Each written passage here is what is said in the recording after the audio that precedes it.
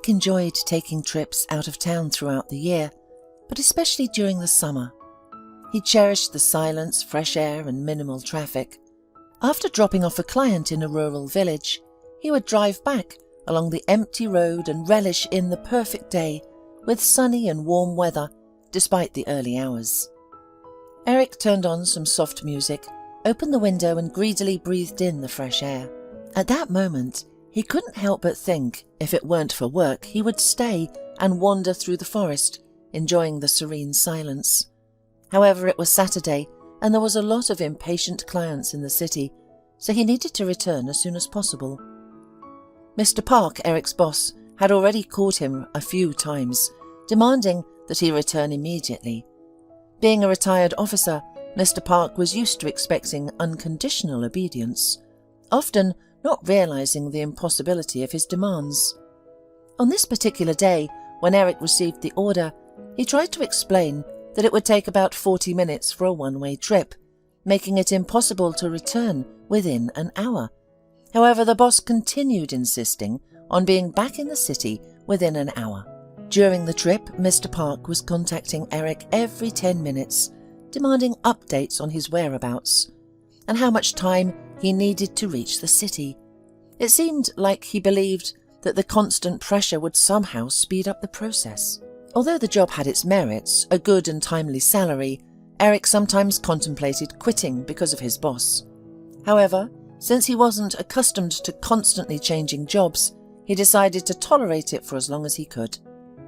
Suddenly, Eric felt that the car began to drive strangely. "Damn, how unlucky I am," Eric exclaimed out loud, realizing that he had a flat tire. He stopped the car, got out, and walked around to find that the front right tire was damaged. "Well, now Mr. Park will definitely be furious with me," Eric thought aloud as he went to the trunk. As he was about to retrieve the spare tire, he heard a child's voice from somewhere behind him. "Sir, don't worry. Everything will be fine with you. I can feel it." Turning around, Eric noticed a girl, about 5 years old, looking at him with black eyes and a friendly smile. "Where did you come from? All alone out here in the forest? Are you lost or something?" Eric asked in surprise. The little girl immediately started babbling. "No, I'm going to the pharmacy in town. My grandmother Sarah asked me to get some drops. She said her heart was racing and her blood pressure was so high, so I came to the bus stop, but it still hadn't arrived." Eric quickly realized from the girl's clothing that she appeared to be from a poor family. Her colourful dress was too big, and her knitted jacket was covered in lint balls and had lost its original colour and shape from frequent washing. "How could they let you go alone?" Eric asked, surprised. The little girl, seemingly delighted to have someone to talk to, responded emotionally. "There's no one else to go but me. Grandma is old and sick, she doesn't leave the house. And by the way, I'm a big girl and I am used to going to town on my own. Sometimes I even recite poems to people on the bus. I also sing songs and people clap and give me money. Although when my grandmother Sarah found out about my performances on the bus, she started taking the money away." Saying this, the girl turned slightly sad, but then with a mischievous squint in her eyes, she added quietly, "But I secretly bought a chocolate bar with the money a couple of times and ate it while waiting for the bus back home. And I told Sarah that nobody gave me any money. Elderly people shouldn't have sweets anyway." Eric's heart ached with sympathy for the little skinny talker. It was evident that she had no one except her sick grandmother, but she was remarkably independent for her age and accustomed to taking care of herself. The little girl interrupted his thoughts with a question. "And when you've finished fixing the tire, please give me a ride into town. I have some money saved up. My name is Hope, by the way." She rummaged through the folds of her dress, found a pocket, and proudly pulled out a crumpled bill after a couple of minutes. Eric, seeing the $1 note, smiled and gently pushed her hand away, saying, "Keep it hidden. You'll still need it. I'll change the tire, take you to the pharmacy and then bring you back to the village. You can wait in the car. I'll be quick." Eric knew that his boss wouldn't approve of this, but right now the little girl was more important to him. The man made up his mind to help her no matter what. After replacing the tire, He got back into the car and immediately noticed Hope staring at a brightly coloured pack of cookies on the seat next to her. "Are you hungry? You can have a cookie, and there's still water," the man offered, extending her a bottle. Hope happily accepted the offer, quickly opened the packet, and started eating cookies with pleasure. Noticing Eric watching her, she apologised. "I didn't have an opportunity to eat this morning, even though I cooked potatoes last night." Eric turned away to avoid embarrassing her and started the car. He decided that he would feed the poor girl in the city and buy her some food. The radio constantly emitted the boss's stern voice, demanding to be contacted, but Eric knew that even if he tried to explain, he wouldn't understand. So he minimised the volume and decided he would call back once he had safely returned the girl home. At that moment, Hope looked at him fearfully and asked softly, "Will you get in trouble because of me? Maybe you shouldn't have helped me. Your boss is yelling." Eric smiled and tried to reassure her. "Don't worry about it. I had to help you. We can't leave your sick grandmother without medicine. Let the boss yell. It's his job." He winked at his little companion, and she, feeling reassured, resumed looking at the houses and trees. Upon entering the city, Eric stopped the car near the pharmacy and offered to accompany Hope, but she insisted, with the seriousness of an adult. "No need. I can handle it on my own. Sarah had written everything on a piece of paper. I'll just give it to the lady at the window, give her the money, and then get the medicine." "Why do you treat me like a little girl? You should focus on calming down your boss and talking to him." Eric almost laughed. It was amusing to hear her speak so maturely about the situation. However, he decided to stay in the car. Hope indeed returned from the pharmacy quickly, carrying a small bag. "See? You wanted to come with me, but I came back fast, didn't I?" she asked. Eric countered by suggesting, "You know what? I'm actually hungry. It's lunchtime and I see a cafe across the street. Shall we go eat there and then continue our journey back?" Hope tried to resist, saying that the cookies she had eaten would be enough for a long time, but Eric insisted, and they went to the cafe on the first floor of a residential building. Realising that the girl wouldn't understand the menu, he decided to order according to his own taste. While they were waiting for their order, Hope looked around the interior with interest. Then she leaned closer and whispered, "I've never been in such a beautiful place. The pictures on the walls are so nice. You know, my best dream is learning to draw, and there are so many vases. And why are there so many bottles on the high table over there?" She nodded her head towards the bar. Eric answered her in the same hushed tone. "That's because men and women come to celebrate something here, and they get these drinks poured for them, and then they have fun." The girl looked at them, then at the bottles, and then back at Eric again. She asked, a little louder this time, "Can't they be funny by themselves? Do they have to have a bottle?" Before Eric could answer, a young waitress approached and placed plates of soup, a tray of bread, and utensils in front of them. Wishing them a pleasant meal, the waiter left, and Hope turned in her chair to watch her leave with an admiring look. Then she turned back to Eric and whispered again, "And even the waitress here is beautiful too. Have you seen her watch and ring?" Eric couldn't help but smile and replied quietly, "When did you have time to notice everything? Well, let's eat. I hope the food here is as good as the place itself." He ordered chicken soup with homemade noodles, and the girl ate every last drop. When the second course arrived, consisting of mashed potatoes and a baked chicken leg, the little girl timidly asked, "Is this all for me as well?" "Of course it's for you. Who else would it be for? I, as you can see, have my own portion," Eric replied. Seeing that Hope seemed somehow confused, he added, "Is something wrong? Did you not like it?" Hope quickly began to justify herself, saying, "No, on the contrary, everything is so delicious. I'm afraid I'll burst. I'm just a little girl, I can't eat too much, or I'll become fat and ugly. That's what my grandmother Sarah always says whenever I sit down to eat." Eric was already indignant in his heart. What kind of grandmother sends a small child to the city alone, takes away hard-earned money, and limits her food? Despite claiming to be full, the girl eagerly ate the chicken leg, nibbling it to the last piece of meat. but politely declined the mashed potatoes. When asked if she wanted another piece of cake or ice cream, she quietly said, "I'm sorry, but I'm sure I'll burst if I eat anything else. Thank you so much. I've never had anything so delicious. Sarah says there's no money for chicken, so she buys bones from the chicken store.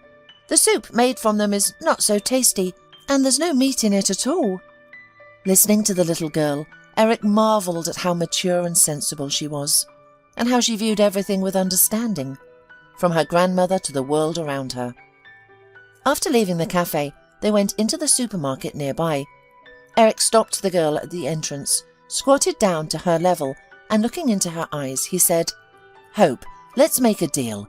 You can take any products in the store, anything you need or want to eat. Imagine I'm a magician, and whatever you choose will be yours." The little girl's reaction was unexpected. Instead of the joy Eric had anticipated, tears welled up in Hope's eyes. In a trembling voice, she asked, "Can I really take anything I want?" "Of course, anything you want," Eric replied, taking her hand.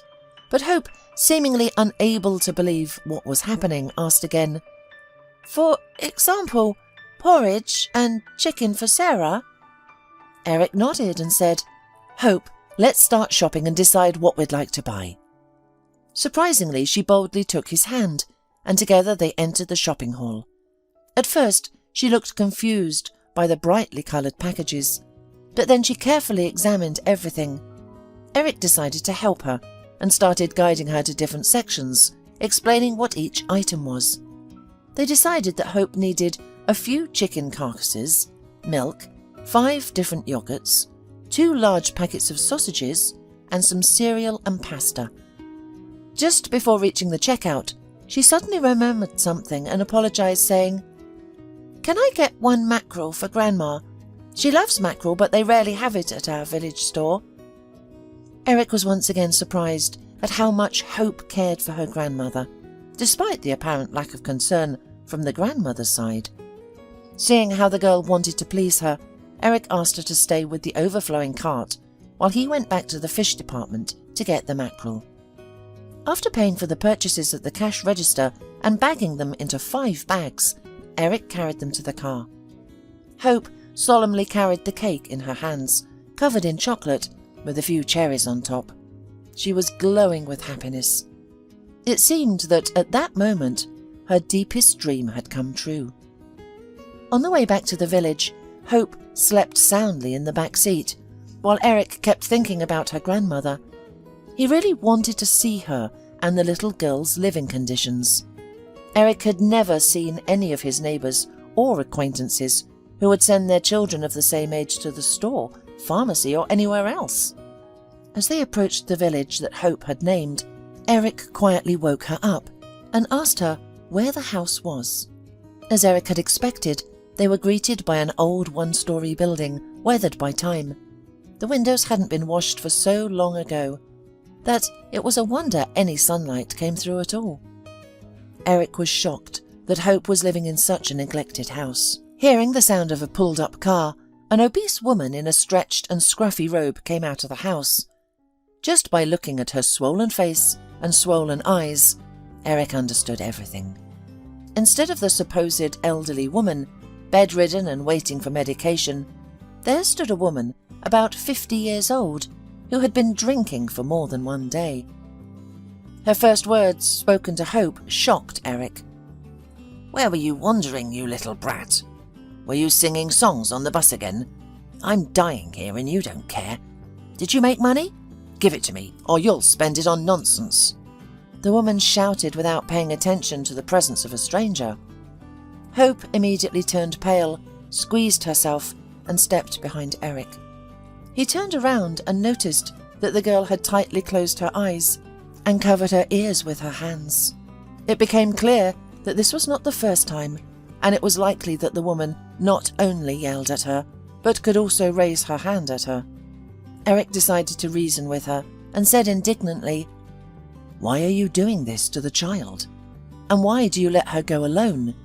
You may be her grandmother, but you have no right to yell at the girl, especially since she didn't do anything wrong. "What?" Sarah shouted, menacingly putting on a belligerent posture with her hands at her sides and taking a step towards Eric, continuing, "Who are you to teach me? Get out of here. I'll handle this girl myself. If you want to know, I'm not a grandmother at all. She should be grateful I didn't throw her out like a kitten. Her mother asked me to look after her for a couple of months and gave me some money. But the money ran out and her mum disappeared. Instead of a couple of months, she's been hanging around my neck for almost a year." Eric, who had been holding the shopping bags all this time, put them on the porch and tried to calm the woman down by saying, "Here, I brought groceries. I think you'll need them. Hope even asked for some mackerel, saying that you really like this fish." After a moment of thought, he took out some money out of his pocket and added, "And this is for your care. Maybe you can tell me how you ended up with Hope in the first place." The woman immediately hid the money in her robe pocket and immediately changed her tone. Sitting down on a chair at the porch, she began to tell the whole story. "I had a tenant. Her name was Laura. She came here with this girl in her arms and asked to stay temporarily. Somebody sent her money every month, and she had enough to pay for the room and for food. Then, one day, she said she was going to move to the city. The woman suddenly turned around and shouted at the house door, 'Hope, bring water, my throat is dry.' The little girl immediately ran over with a glass in her hands, and holding it to the woman, asked Eric, 'Can I bring all the groceries inside? Otherwise they'll spoil.' Eric nodded, once again amazed at how mature Hope was for her age. He offered to help carry the bags into the house, but the woman sharply replied, 'Don't go in there, it's messy. Hope can do everything herself. So, about her mum. She asked me to take care of the girl until she settled in the city. She said she would pay me money. I wasn't opposed, especially since it's not a bad addition to my pension. But Laura stopped sending money after 2 months and literally disappeared.' Sarah looked at Eric as if seeking understanding. 'Tell me, do I need all this trouble? I barely make ends meet for myself. My pension is pennies. And here I have to support this girl.' Eric, of course, wanted to be indignant and say that, judging by Hope's appearance, her old clothes probably cost nothing, and that such a little girl probably ate like a sparrow, but he prudently kept silent. Instead, the man pretended to sympathize with the woman, hoping to learn as much as possible about the girl and her mother. He shook his head brokenly and replied, "I understand you very well. It's such a burden. If her own mother doesn't need her, why do you need her? Maybe you have a photo of this good-for-nothing mum. I'm driving all day long. Maybe I'll see her somewhere. I'll call her to conscience." The woman seemed very glad of this suggestion, and with difficulty rising from her chair, stepping heavily with dirty bare feet, she went into the house. She had been gone a long time, and Eric had suddenly decided that she would not return at all. Who knows, he thought, what such a drunkard has in her mind. But then the floorboards creaked, and puffing and pouring sweat, the flushed hostess appeared. It was evident that every step was difficult for her. Sitting down on a chair, she held out a black and white picture, saying, "Here, it was in her things. When she disappeared, I started to pack all her stuff into bags so that it wouldn't be lying around the house. The picture fell out of the book." Eric looked at the picture and his heart raced. Painfully familiar and very favourite eyes looked at him. He immediately remembered how he had once been in love with this girl, and the feelings were mutual. Having got acquainted by chance at one student party, they literally couldn't live without each other, and were even going to get married. Eric then rented a small apartment and persuaded Laura to move in with him. He decided to save up a little money and then plan a wedding. There was no one to help them in this case. He himself was an orphan. His parents died in a car accident. So they lived in love and harmony for a little over a year, and then suddenly they had a huge fight. After a while, Eric couldn't even remember how it all started. But only after this quarrel, Laura said that she couldn't live with a man who didn't understand her, and left their apartment, slamming the door. Eric tried to stop her then. He tried to reconcile, but but she was adamant. Not understanding what he was guilty of, he nevertheless met her every evening after work and asked for forgiveness. But Laura did not even try to listen to him. And then one day she disappeared. She was not at work. At the door of the new apartment where Laura lived, he called several days in a row, but the answer was silence. Then a neighbour, taking pity on him, said that she had packed her things and moved to another city. No one could tell Eric exactly where Laura had moved to. And now he found out that his beloved had given birth to Hope, and his heart pounded even harder. He thought that Hope could very well be his daughter. Therefore, he couldn't leave her with that terrible woman in such a miserable place. He decided to take her with him. "You know what? How about I take Hope with me?" He started the conversation.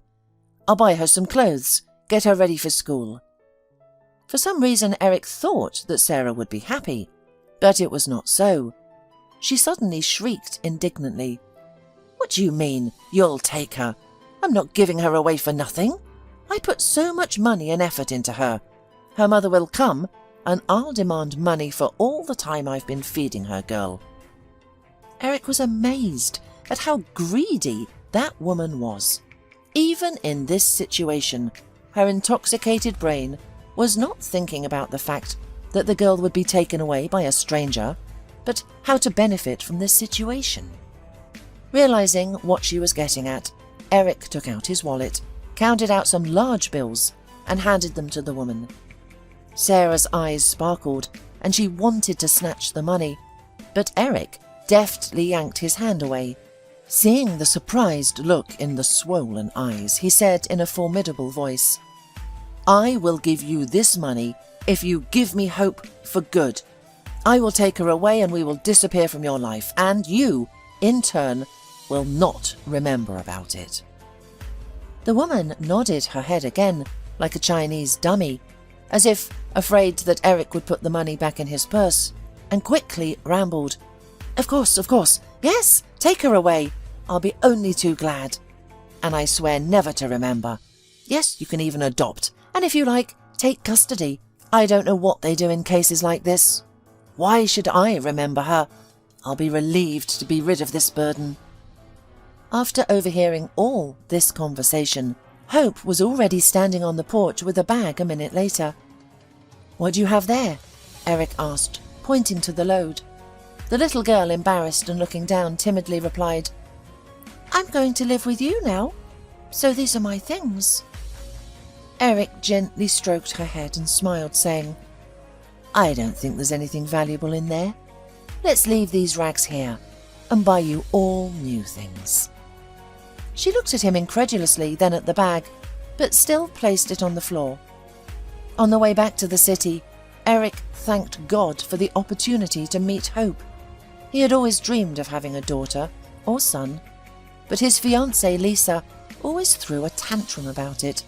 She didn't want to give birth herself, citing health difficulties. When Eric suggested adopting a baby, she initially agreed, but then categorically refused at the last moment. She always said that she wanted to live for herself and that she didn't want to be tied down with children. Eric found it difficult to hear this because he had always wanted a large family with many children, but it seemed that Lisa didn't share his plans. However, now that he had met Hope and learned that she was the daughter of his former lover, and possibly his own daughter, everything was decided. It didn't matter how Lisa would react to the girl's arrival, but Hope would not go back to that cruel woman. Upon entering the city, Eric decided to stop by the office first and try to explain everything to his boss. He had minimal hope of being understood. When he saw his boss's anger, distorted face from the doorway, he realized that any chance of understanding had vanished before it even appeared. For about 10 minutes, the boss yelled at Eric, calling him irresponsible, insolent, and lazy for not wanting to work. When Eric tried to explain about the flat tire and the girl he had picked up, Mr. Park banged his fist on the table and shouted, "Stop telling me your fairy tales. If transporting beggars and homeless people is preferable for you than working on me, then go ahead. This is not appropriate for my taxi company. Get out, and I never want to see you again." Eric was actually a little glad in his heart, because he had wanted to leave that tyrant for a long time. Leaving the office, Eric realized that the turmoil of the day was not over yet. He still had to sort things out with his bride, Lisa, but regardless of the outcome of their conversation, Eric was going to formalize his guardianship of Hope as soon as possible. Before going home, he decided to change the girl's clothes. Calculating the remaining amount of his paycheck, he breathed a sigh of relief. There was enough money for a couple of outfits for Hope and their immediate needs. He hoped to find a new job quickly.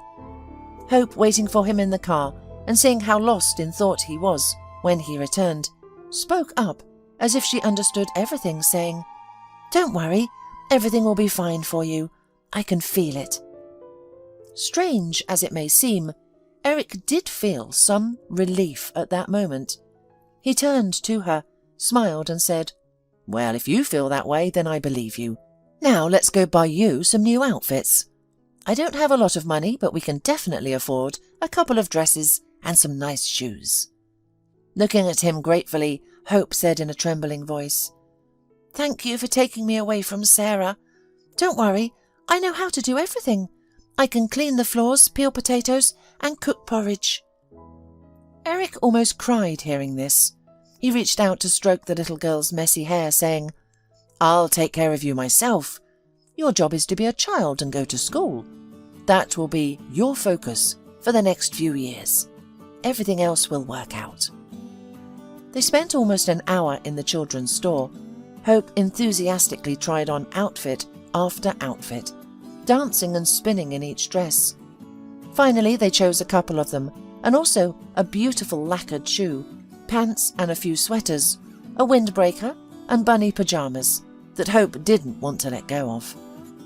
Before leaving the store, Hope suddenly stopped Eric, took his hand, and with a pleading voice asked, "Can I put on one of the dresses right now and ride in it?"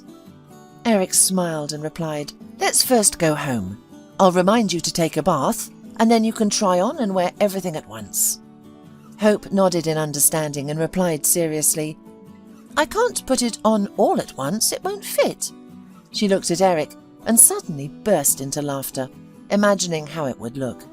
The man couldn't help but laugh along with her. They arrived at the house in a wonderful mood, which was quickly spoiled by Lisa as soon as they entered the apartment. Eric introduced Hope to her, but Lisa stood across the corridor, propped her arms on her sides and indignantly said, "Are you crazy? You've brought a dirty ragamuffin home. Don't tell me you're adopting her." In a tone that brooked no objections, Eric sternly replied, "Don't you dare insult the child. I'm tired of indulging your whims and waiting for you to make up your mind. The girl will live here now, and in the next few days, I'll start the custody paperwork." At that moment, Eric noticed that Hope stood there, shrinking fearfully, just like she had in the village when Sarah yelled at her. Eric took her hand and whispered softly, "Don't be afraid. I'm with you. And remember, you said everything would be all right." Lisa tried to continue the conversation by screaming, "Fine then. I'm not going to live under the same roof as this lazy little brat. It's either her or me." Eric took the frightened Hope in his arms and, pressing her against him, firmly stated, "I choose the child. The matter is closed. I hope you can pack your things in half an hour." What followed was a real nightmare. Lisa yelled insults at Eric and the girl, gathering her things in a bag. She deliberately smashed all the photos of them together, scattering them around the apartment. Seeing how frightened Hope was, huddled in the corner of the sofa, Eric decided to protect her from this nightmare. He whispered, "Why don't we run away? We could buy some ice cream and eat it in the car until that screamer disappears." The little girl nodded happily, and they immediately left the apartment holding hands. Before leaving, Eric looked into the room where Lisa was still raging and said angrily, "Don't forget, you have half an hour. If you don't, I'll have to help you, and I don't think you'll like it." Not listening to what the scandalized woman shouted after him, he closed the door, and taking Hope by the hand left the apartment. With a light heart, he was ready to start a new life, now with a beautiful child he had long dreamed of. Eric looked at Hope, and they both smiled at each other almost simultaneously, feeling happy as they walked outside hand in hand. It seemed like nothing could ever separate them. After buying ice cream, they decided to sit on a bench in the yard and started talking about all sorts of nonsense. Hope was a very curious and sociable child, and Eric was happy to answer all her questions. After a while, Eric saw Lisa storming out of the entrance in a fury, saying something indignantly to the cab driver. She hastily threw her things into the trunk, got into the car, and disappeared from Eric's life forever. When they returned home, as promised, Eric filled the bathtub with fragrant foam for Hope and went to prepare dinner himself. Despite everything that had happened during the day, he felt light and hopeful. For a whole hour, there was singing and splashing water from the bathtub. After preparing mashed potatoes with sausages and placing a fresh tomato on a plate, he called out cheerfully, "Hope, the water must be cold. Come out already." "Please," the girl pleaded, "just 5 more minutes, and I added a little warm water." When Hope finished splashing around in the bathroom, she came out, glowing, and said quietly, "I have never seen so much water. Sarah used to bathe me, but it was in a small tub. I couldn't stay in there for long." Eric smiled and affectionately stroked her wet hair. "You'll see. We'll go to the sea together." That night, Hope fell asleep almost instantly, barely touching the pillow. Eric, however, couldn't sleep. He kept thinking about Laura, Hope's mother. He needed to find her. Something must have happened to her, he thought. He knew her too well to believe that she would easily abandon her child. Eric remembered how they used to dream about having many children together. He recalled how Laura used to take care of the neighbours' kids and play with them happily. As morning approached, Eric suddenly remembered an old friend from school. They used to attend soccer games together. Recently, they had bumped into each other on the street. Eric learned that Bob had joined the police force after the army and was now married with twin daughters. Thinking that Bob might be able to help him find Laura, Eric called him early in the morning. They agreed to meet for lunch. Eric shared every detail of his first love, their argument, and Laura's disappearance. He also gave Bob a photo of Laura and asked him to find out as much as possible. When Bob called and suggested meeting at the same cafe where they had met for the first time, Eric didn't know whether to feel happy or worried. As he walked towards Bob, his heart raced. He feared the worst, that Laura might no longer be alive. "Hi!" Bob greeted Eric, extending his hand. He then shared everything he had learned. Laura had been working as a housekeeper for a wealthy man for a while.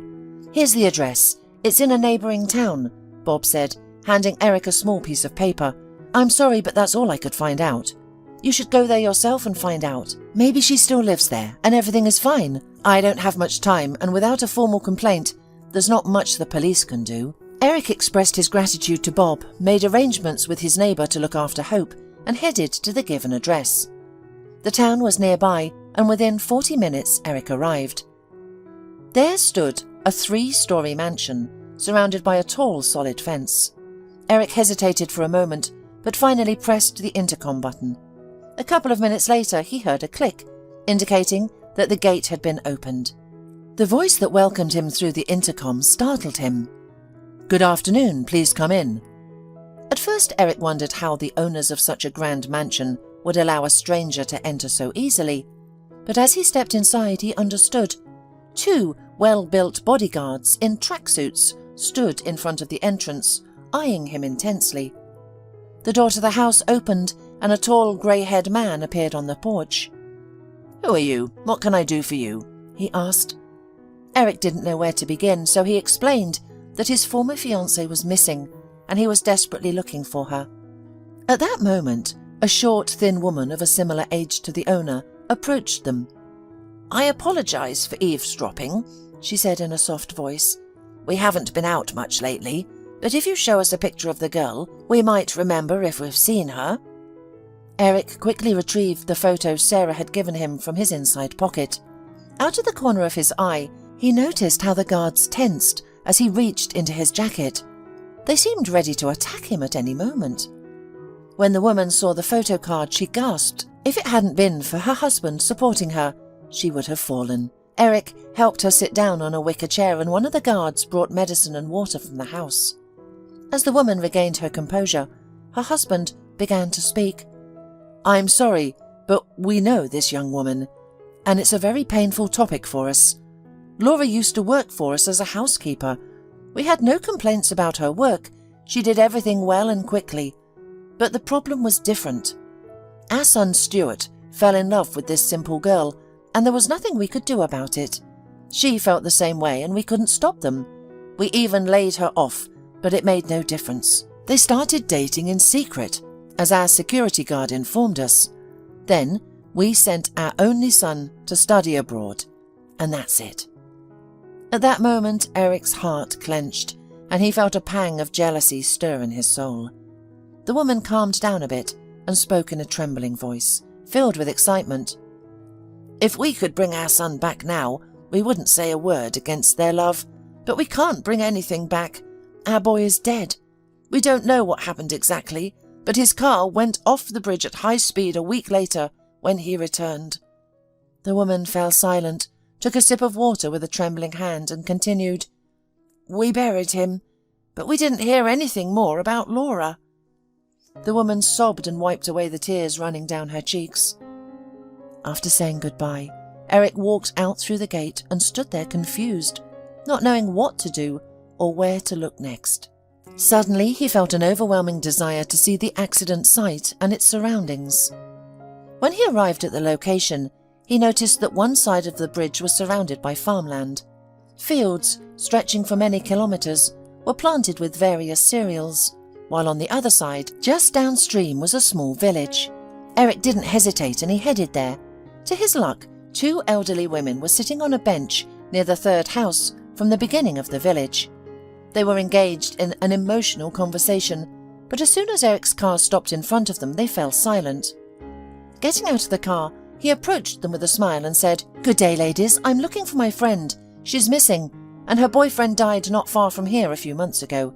Maybe you hear or see something that could help me find her?" One of the women looked at Eric curiously, squinted her eyes and asked, "You should go to Caitlin. Her house is the last one on the right side of the road. She sheltered a strange woman, but she hasn't been right in the head. Caitlin found her on the shore, but despite trying everything, she couldn't remember her name or her family." Eric rushed back to the car, shouting with joy, "Thank you, dear ladies!" He was certain that the stranger they found on the shore was his Laura. He was relieved that she was alive, and at that moment, nothing else mattered. Approaching the house, he immediately recognized her. Laura was sitting at a table under the awning, accompanied by a stern-looking woman. They were cutting apples into a large basin on the table. Greeting them, Eric walked straight to Laura, took her hands in his, and with tears held back, whispered, "I'm so happy that you're alive." He gently kissed her hands, but when he looked into her eyes, he saw a bewildered expression. It became clear to him that she didn't recognize him. The woman sitting next to her turned out to be Caitlin, the one who had saved Laura.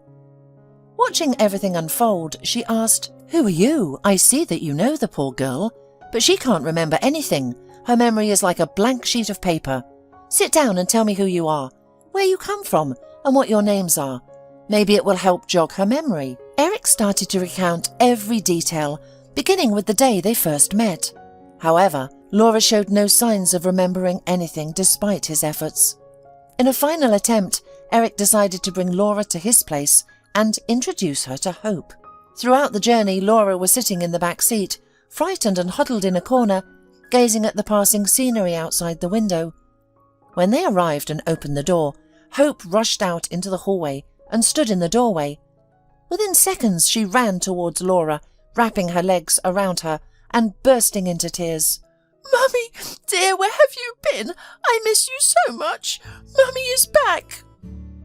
Laura started to stroke the girl's head, then suddenly kneeled and embraced her daughter, crying. It was clear that she recognized Hope.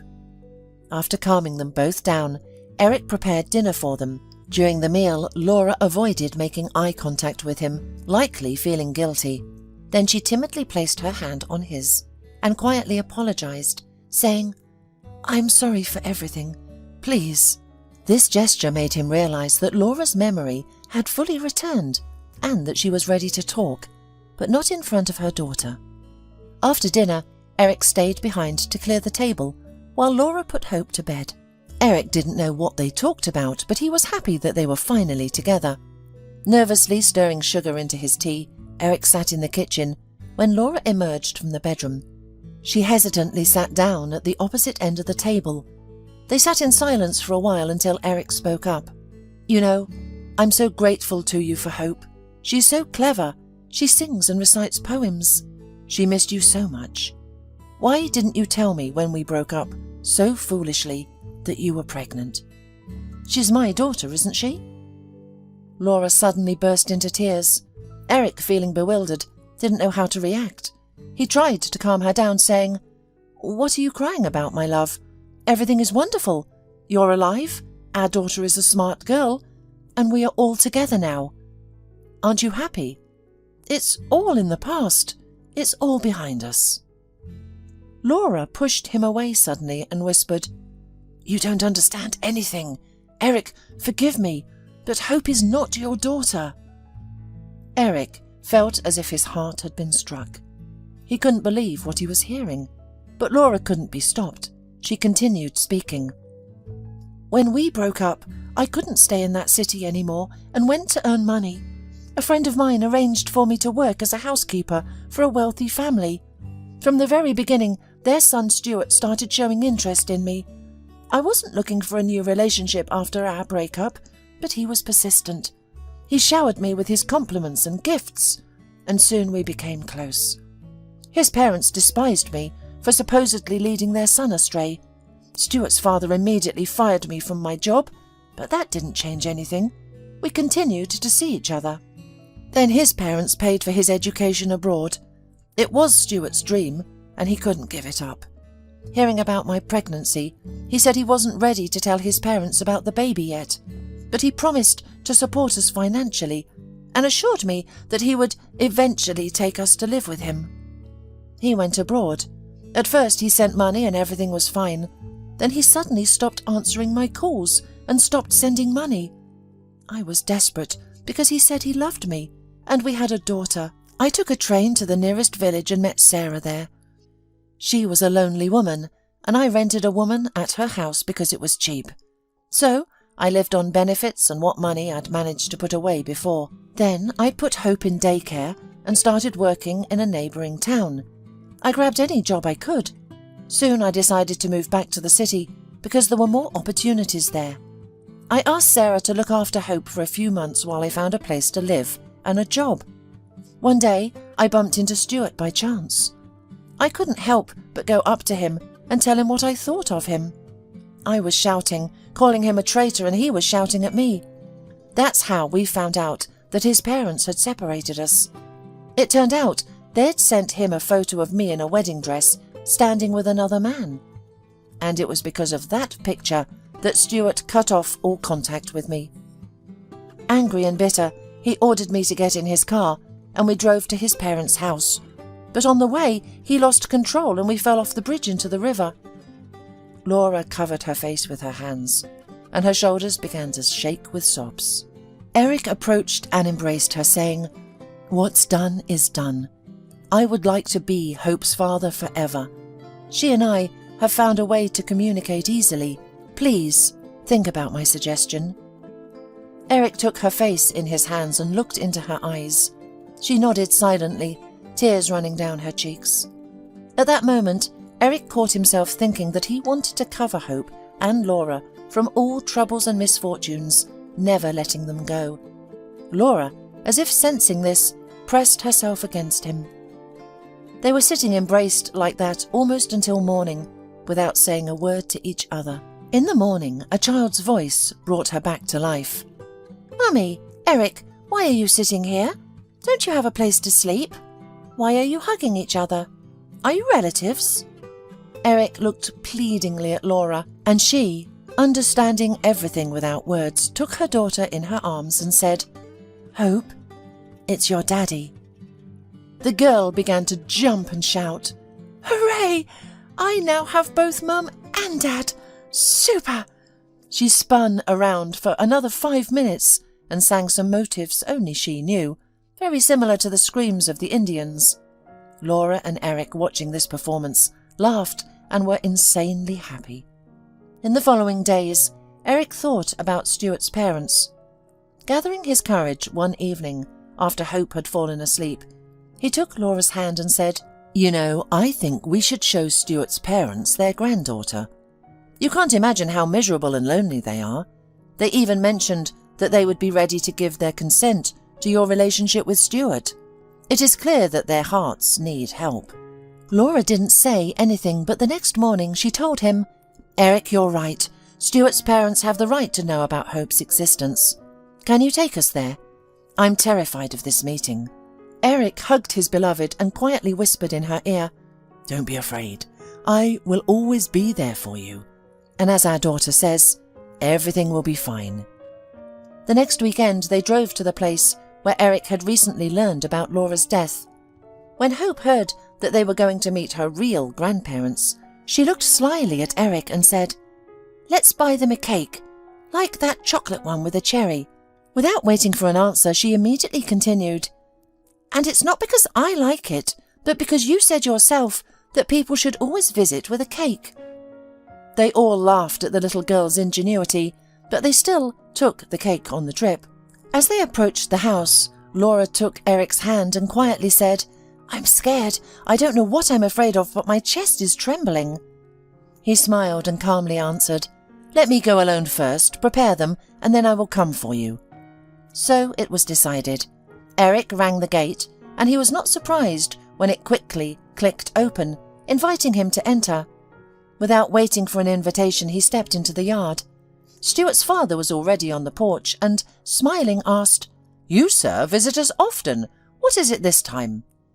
Eric asked to invite his wife, and as soon as she came out, he said, "I have come to introduce you to a person who will remind you of your son and perhaps replace him in your family.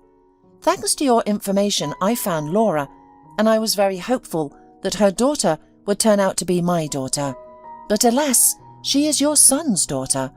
And today I brought them here. If you don't want to communicate, just tell me right now, so as not to traumatize the child."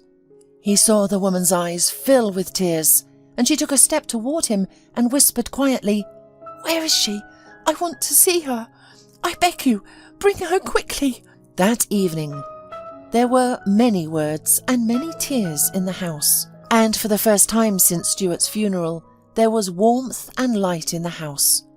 When parting, Stuart's parents took a promise from Laura and Eric that they would bring Hope to visit them on weekends if possible, and they agreed, of course. A year later, Laura got pregnant, and Eric was glowing with happiness. After all, he would soon have another daughter, and there, he thought, would be several more for sure.